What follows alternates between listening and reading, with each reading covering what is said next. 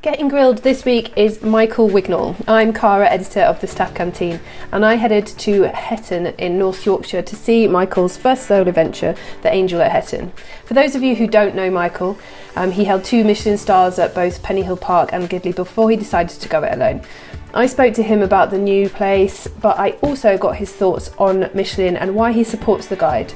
And he also told me how terrifying this time of year is for chefs waiting on an invite. I also spoke to him about his friendship with Michael O'Hare, which saw him join him for his event in January called Shred and Butters in the beautiful Morzine. And before I let him go, he also answered questions from our followers on Twitter. Let's talk about The Angel. Yeah. Why you wanted The Angel, what was it that made you go, yeah, that's for me, and why you wanted to come up north, back up north? Yeah. That's a difficult one. I don't know, I suppose I've never really thought about having my own place, really. Always had sort of enough to worry about in the kitchen and stuff like that, because I'm predominantly in the kitchen all the time, so I never really pull myself away to do anything else. But my business partner James Wellock sort of toyed and laughed about the idea of maybe getting our own chalet and stuff like that, because we both like biking and both like skiing and snowboarding and stuff like that, so we've always joked about maybe doing a chalet sometime.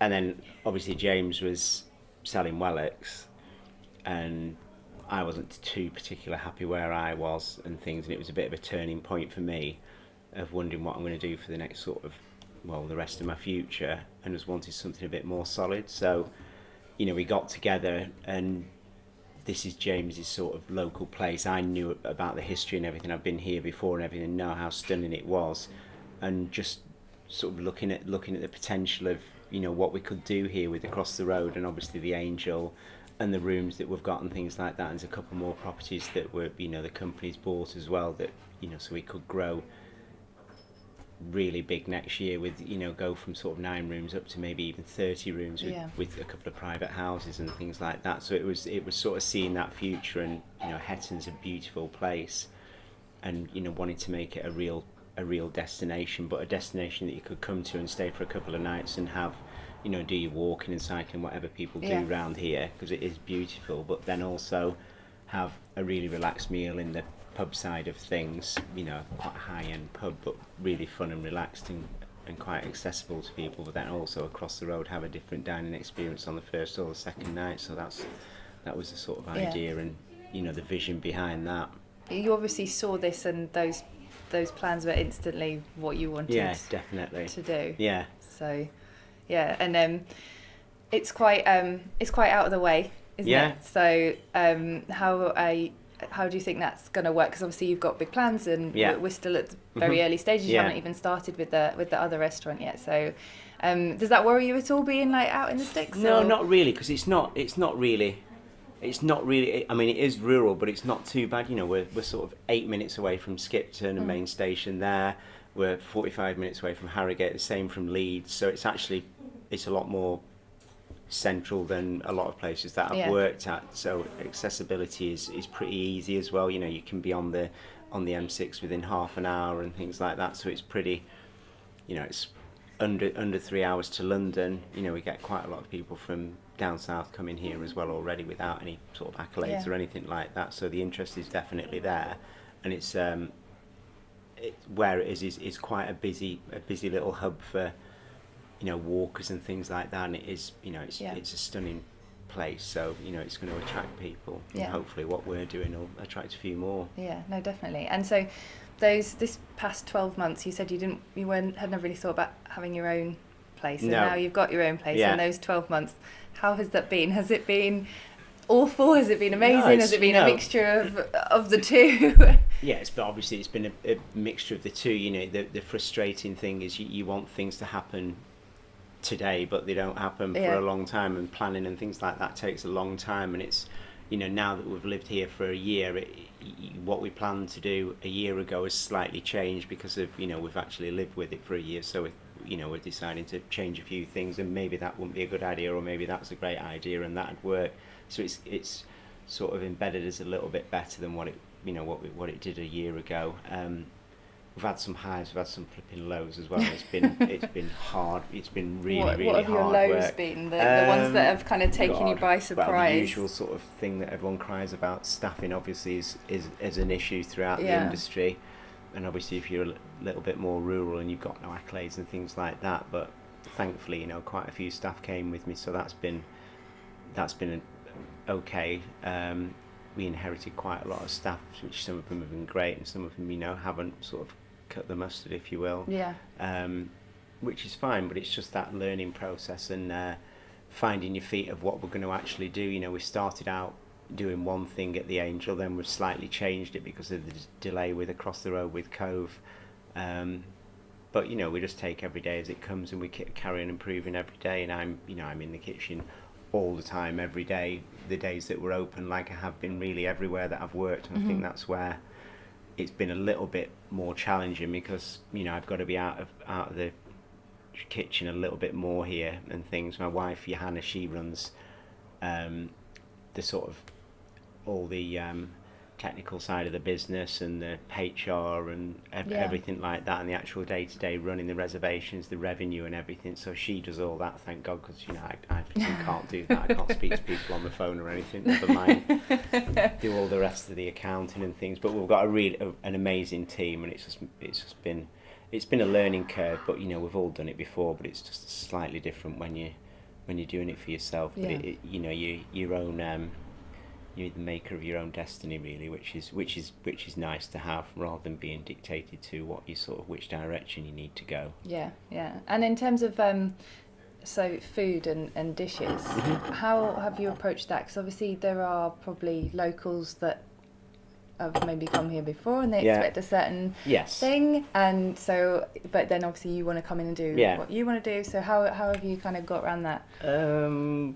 Well, I think wherever you go, if something's been established for quite a long time, you're always going to get people that want it to stay the way that it is, really, regardless of how good or bad it is. And that's what you've got to stay strong, and you've got to believe in what you do, and just stick to your guns, really. I don't think you change everything straight away, which we did do anyway, because it needed change. It was time. It's such an iconic place with such an amazing history, but you've got to move with the times, really, and with my style of cooking and things like that, people are coming here expecting that, so you've got to produce the goods, really. We did start out doing really, really simple basic pub stuff. There's nothing wrong with that, but I personally I find it difficult. I found it quite difficult to do that, and then people come in asking for, do you do tasting menus and things like that, which we had no intention of doing, but it's sort of swung the other way, and we are doing things like that, and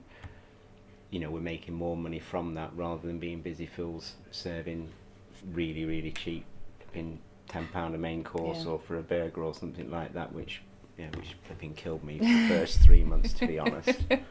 So it's naturally kind of evolved into definitely what you're used to and what you're comfortable with. Yes, definitely. But it's it's still early days. We're still improving things on a day-to-day basis. And it's tough to sort of mould a team straight away to be right. Okay, then we're going to do 2-star standard food and service and everything else. But you're actually charging pub prices, really, but that's what we want to do. We want to make it accessible to everybody, but an experience when they come. You can get fish and chips anywhere. Okay, then they might be amazing fish and chips, but we want to do something a little bit different than that. So how many have you got in the team at the minute then? Because you're talking about staffing and stuff. So in the team at the moment we've got there's 6 including me, which is okay.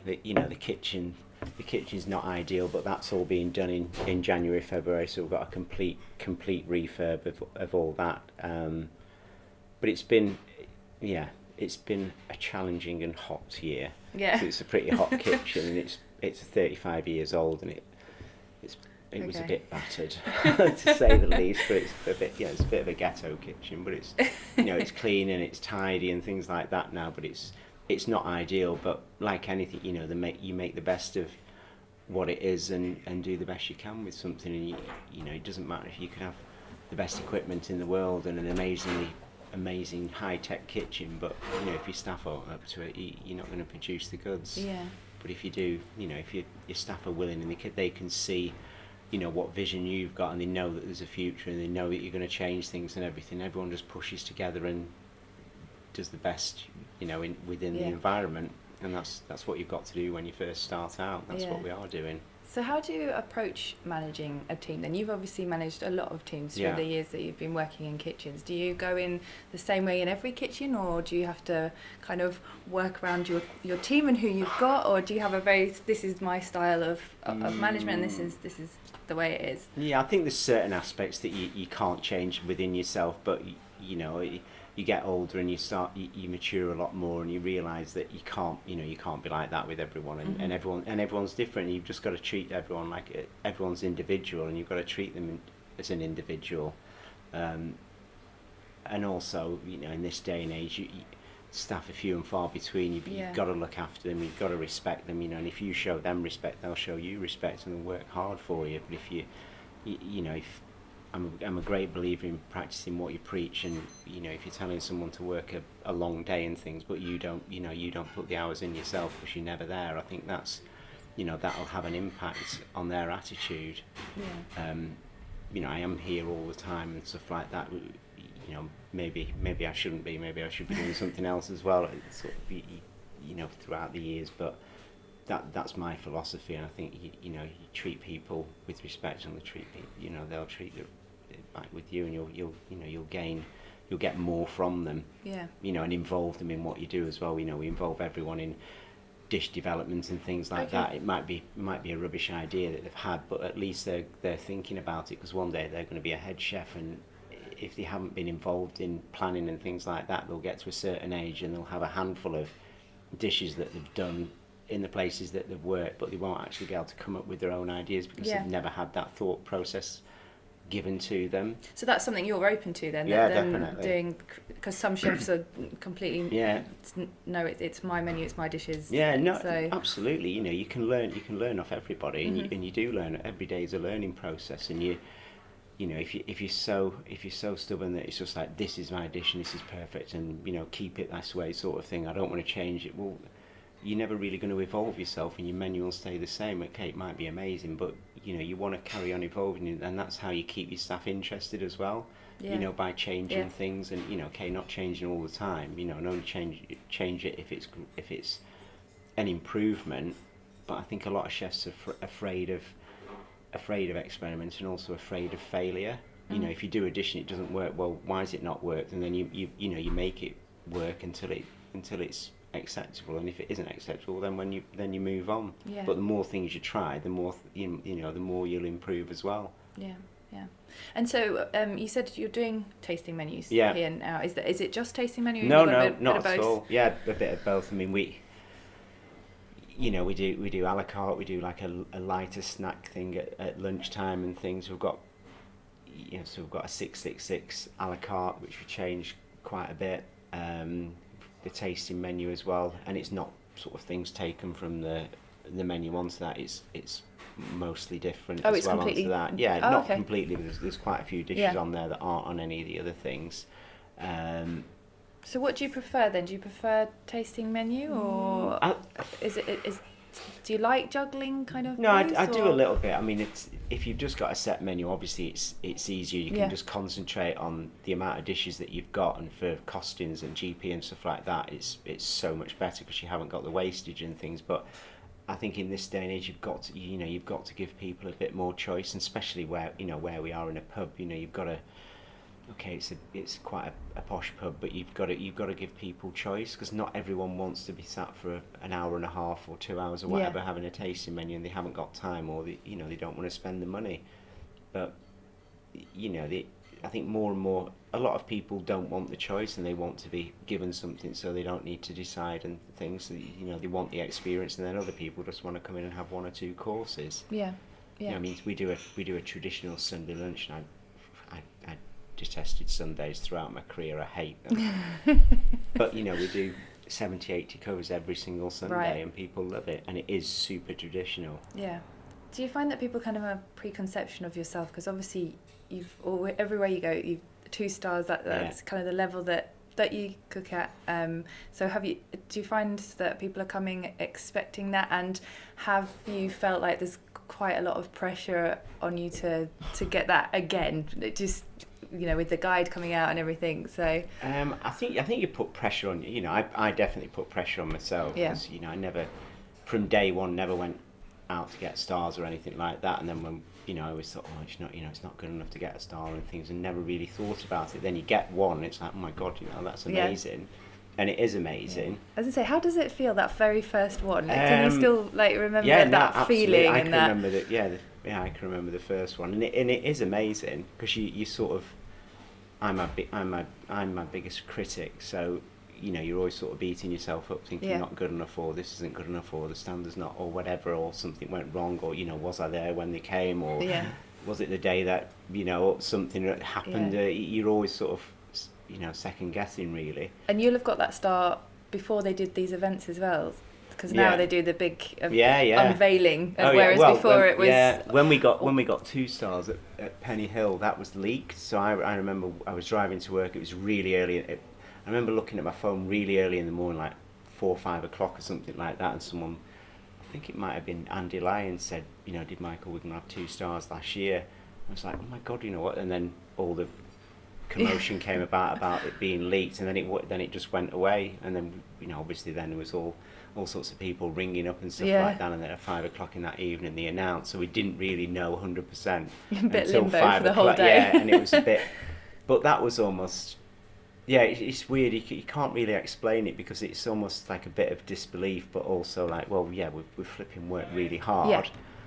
But it's not like, oh my god, we deserve 2 stars, I hope we get it this year. I've never thought like that, and I've never said to any of my staff, let's go for a star, let's go for 2 stars, and let's go for, let's see if we can do more and things like that. You just do what you do every day, and just keep pushing, and just believe in what you're doing. Yeah. So what do you prefer? Do you prefer the event that they do now, or did you prefer it the way it was before? No, the event, definitely. Yeah. It's 100%. But it is nerve-wracking as well. Like when we regained 2, I didn't know anything about it. I was thinking, God, are we going to go to 1?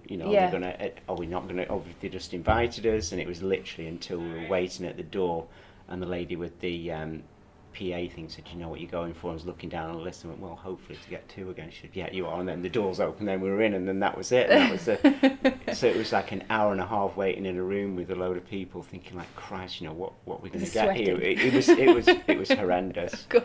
And we had to wait as well till quite late before the event as well, like a few days before we got, and I knew that everyone... Oh really? It was that close before you even got an invite? Yeah, and I know that everyone else had got invites like ages ago and stuff like that, so I was panicking, ringing my friends up and everything. Have you got... we got ours weeks ago, and it was like, oh my god, we're not going to get anything.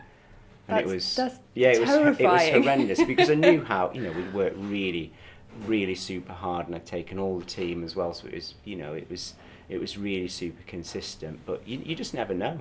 No, you just never know, and that's the beauty of it. You just don't know. I know it's horrible that it hits September and everyone starts. Yeah. The whole, have you had your invite yet? Like, as in, have you retained? I know a lot of chefs have got their invites who have retained. Yeah. But then it's like you said, it can be a couple of days for like new or going up stars or whatever it might be. So So how are you feeling about it this year? I don't know. So we didn't set out.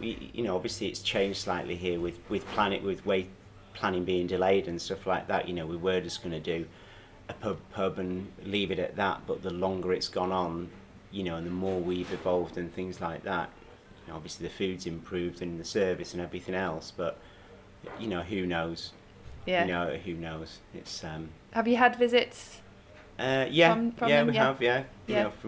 From both sides as well, so which is good. It shows that they support you and things like that. It works both ways, doesn't it?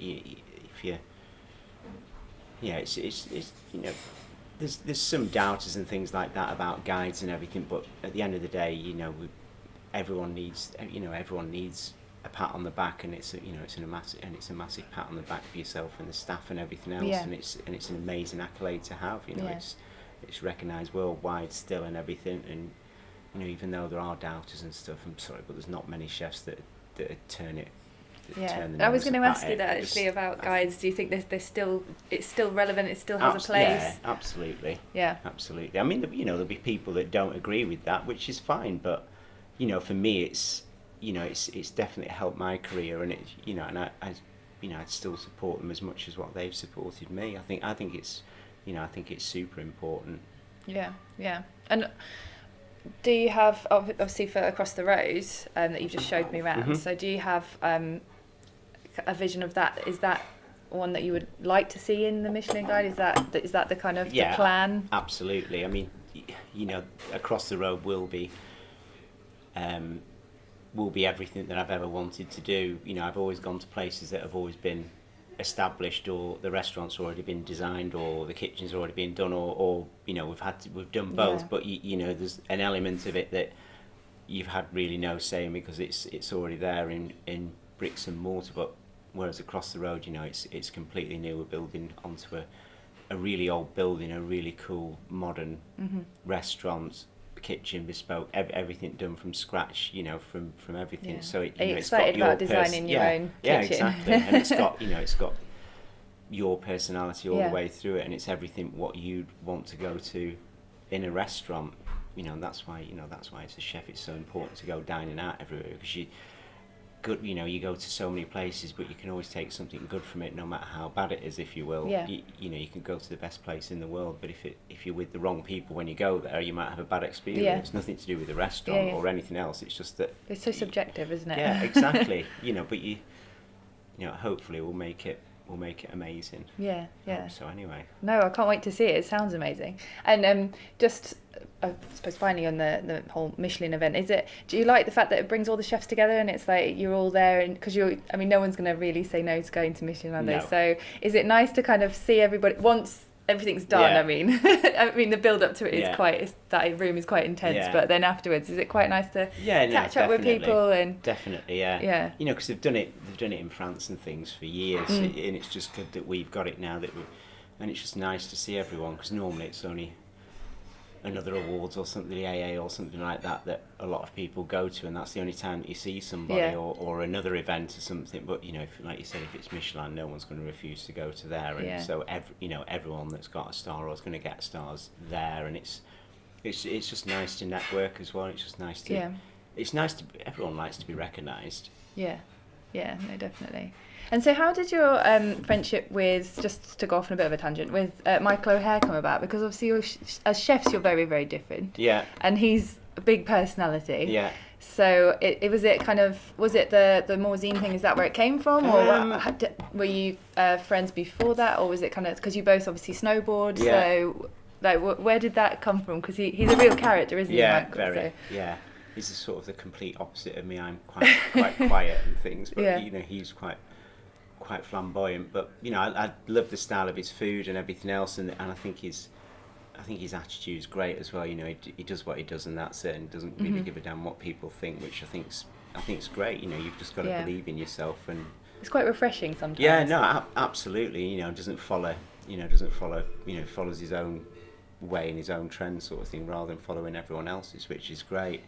And it's such a different experience, and that's what it is. If everyone cooked the same sort of food, it'd be flipping boring. You could go to any restaurant and have a similar sort of meal, and I think I think it's a mutual respect as well. I think he's respected what I do for quite a long time as well, because I've got a slightly different style. Because I think I was a head chef quite young, so rather than having a style of where I've worked for like 5 years or something, I haven't really got that. I was a head chef like really young, so sort of maybe it's not the right thing to do, but got my own style because I haven't been sort of led too much. So it's it's a mutual respect. I respect anyone in the industry that that works hard and does something slightly different. Yeah. No, he's a really interesting character, isn't he? He's good fun. So definitely. And you're doing the shred and butters again, aren't you? So in January. Yeah. And you obviously love your snowboarding, skiing, and everything else. Where do you fit the time in to do that, Michael? This year I haven't. I haven't this year. Is it important to have, your hobbies and stuff outside of? Absolutely, yeah. I think people that go on about foraging on the days off, or recipe books at the side of the bed and things like that, and reading books on the days off and stuff like that. I think you've got to be more, creative and artistic. I think you've got to have a release, definitely. And I've always been the same when I was at school and things like that. I wasn't into football or rugby or anything like that. I've hated it. Yeah.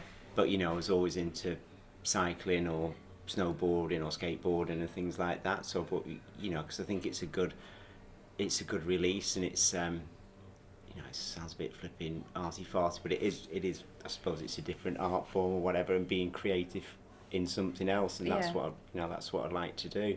Yeah, and I suppose it allows you to kind of switch your brain off as well, yeah, doesn't definitely. it? Because something like that, like I love snowboarding and wakeboarding, but you can't be daydreaming, thinking about a new dish or thinking about what's gone on in the kitchen last night or whatever it is. You can't be thinking about your problems. You've got to be focusing on what you're doing, and I think that's why I like it so much, because it literally, if you're on the mountains or on the water, you've just got to be thinking about concentrating on what you're going to do next, rather than what you're going to be doing tomorrow or what dish you're going to be creating and stuff. And I think being like that makes you more creative when you actually are in the kitchen. Yeah, well, having tried it, I had to concentrate very hard just to stand up, so just get easier. Yeah, but people keep telling me that, but it does. hurts when you fall down. So got a bit of a low centre of gravity, so I'm not too bad.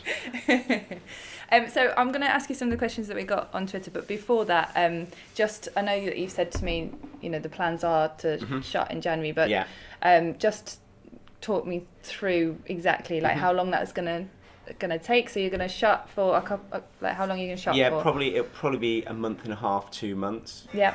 If everything goes to plan, so the kitchen will be redone, inside the engine will be completely redone. Hopefully by that time, the planning will have been all gone through and everything with across the road, so then we can sort of start on that as well. But we're not, we were going to do both at the same time, but we'll do this first and then straight after, then start doing that, and hopefully be open for sort of spring, summer next year across the road. So how are you feeling ahead of that? Are you you just want it done now, or? Yeah. I want it done sort of yesterday. Yeah. But, if we'd have done that, if everything had gone to plan, maybe. I think you've got to live in somewhere for a year before you start bashing on something that's such a big project like this as well. Because we're doing all the rooms and everything else, and we've got a barn to do and things down the road, and we've got a lot to do. Yeah. But at the end of it, we'll have 2 amazing properties with lovely rooms. A couple. We're going to get a chauffeur-driven car and everything else to pick people up from the airport and the train station and stuff, so it's a little bit more accessible. Yeah. And hopefully we'll have an amazing dining destination. Yeah, no, definitely. And now you've been here for a year, have you developed relationships in terms of suppliers and producers around here? Do you have local producers and things that you're using within the menu, or how have you worked that? Yeah, no, I mean, to be honest, I've always worked with, because I've worked in this area before, so I know a lot of them anyway, and we've, when I've travelled down, obviously, with Wellocks and things like that, we've took them wherever I've been, so there's always that relationship. So you just keep in touch? Yeah, and then there's, my game dealer is from this area anyway, so he's just round the corner now. We've just built a splash a mile away, so we've got all our own ducks and wild ducks and everything coming up, starting to come onto that, so that'll be in the next few weeks. We'll start shooting on there and using the fowl from there, and then there's a game estate as well that we've got a relationship that we're going to start doing our own, probably producing our own game as well, and selling that on as well, our own branded game, but that's specific to us, our spec and everything else are really high spec. And there's loads of growers around here as well, local butchers and things that we've got relationships with. Some of the suppliers are ones that have existing, they used, or new ones as well. So it's just wherever you go, you use what's around you as well. There's some amazing suppliers and there's some terrible suppliers. Yeah. Wherever you are, it's just weaning out the really good ones. Yeah. Yeah, well, it sounds brilliant. So it must be nice to know that it's going to be specific to you. Yeah, exactly. Yeah, cool.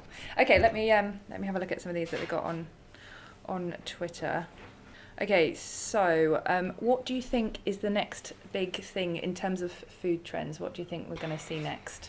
God, that's a hard one. I think we'll just carry on doing the more vegetable based things. You know, it's not going away, the dietary things and the vegan things and everything else. And I think, you know, anyone that's smart enough will be incorporating that big time on the menus. And I think if you sort of shrug it off and ignore it, I think you're going to be in trouble in the next few years. I think the more vegan things you can do, the better, really, because you just future-proofing yourself, and I think you've got to look at that. Yeah. Is it a style of cooking that you enjoy? Do you like? Yeah, we've always spent as much time doing vegetarian dishes as we have protein dishes, and I've always been that way, because, you know, I think as a chef, you know, it doesn't matter if, you know, it's sort of quite easy to do something great with a piece of protein, but, you know, to do something great with a vegetable as well. Yeah. You know, they're paying the same price for your tasting menu, vegetarian, so, you know, why not spend as much time creating dishes that are vegetable based? Yeah. I think it's really important. Okay. And do you prefer to work in the north or in the south? Depends really. Weather-wise, definitely the south. Although it's beautiful today, so... Yeah, I don't. To be honest, it doesn't matter, because you spend that much time in the kitchen. You could be flipping in a city centre somewhere. You could be in the middle of the Dales or on the coast or whatever. You spend that much time in the kitchen. I don't really care where I am, just as long as the food that we're doing in the place that I'm at it's lovely. Yeah. And then I've got a question here that says, where do you get the inspiration for some of your incredible flavour combinations?